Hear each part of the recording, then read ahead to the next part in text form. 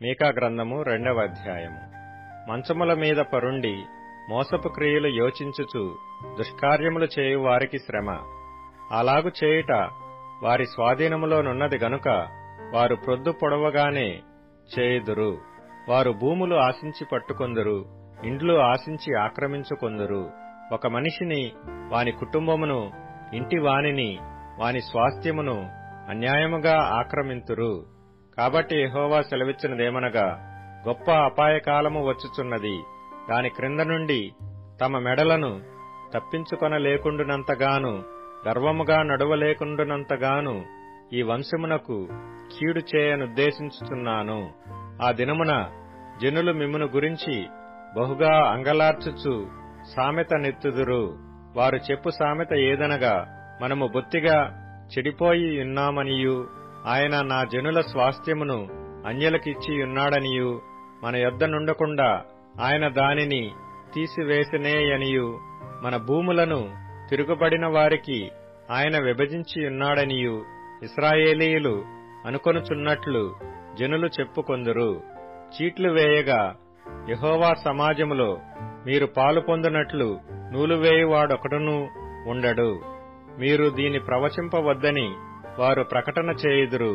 ప్రవచింపని ఎడల అవమానము కలుగక మానదు. యాకోబు సంతతి వారని పేరు పెట్టబడిన వారలారా, యెహోవా దీర్ఘశాంతము తగ్గిపోయినా, ఈ క్రియలు ఆయన చేత జరిగిన యథార్థముగా ప్రవర్తించు వానికి నా మాటలు క్షేమ సాధనములు కావా? ఇప్పుడే గదా నా జనులు శత్రువులైరి. నిర్భయముగా సంచరించు వారిని చూచి వారు కట్టు పంచెలను మాత్రము విడిచి వారి పై వస్త్రములను లాగుకొందురు. వారికిష్టమైన ఇండ్లలో నుండి నా జనుల యొక్క స్త్రీలను మీరు వెళ్లగొట్టుదురు. వారి బిడ్డల యొద్ద నుండి నేనిచ్చిన ఘనతను ఎన్నడనూ లేకుండా మీరు ఎత్తుకొని పోవుదురు. ఈ దేశము మీ విశ్రాంతి స్థలము కాదు. మీరు లేచి వెళ్లిపోవుడి. మీకు నాశనము, నిర్మూల నాశనము కలుగునంతగా మీరు అపవిత్ర క్రియలు జరిగించితిరి.